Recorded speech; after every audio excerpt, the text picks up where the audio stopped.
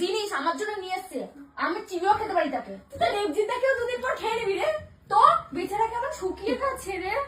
ওর শোকাবে না কোনোদিন, ওর টিং টিং করলেও শোকাবে না, ঠিক আছে? গোলাপটা দে বলছি। না কোনোদিন না, কোনোদিন নাই। গোলাপ আমি দেবো না। আসলে দেখে আসো। তুই বল তো তুই কার জন্য নিছিস গোলাপটা? আমার জন্য তো। তুমি কার জন্য নিছো গোলাপটা? আমি বুঝতে পারছি না, দুজনে তো এক, মানে ড্রেসটা তো এক পরে আছে, বুঝতে পারছি। কিন্তু কাকে বেশি ভালো লাগছে সেটা বলো। ব্যাপারটা আমি বুঝতে পারছি না। কি ডিজাইন? না তুমি পিছন করে দাঁড়াও, তোমার আবার কি? তুই বল না কার জন্য নিয়েছিস গোলাপটা? আমি তো তোর জন্যই নিয়ে এসেছিলাম, কিন্তু ঘরে ঢুকে দেখছি তো অন্য কেস। কি কেস দেখেছিস? আমি কোনো খারাপ কিছু করেছি?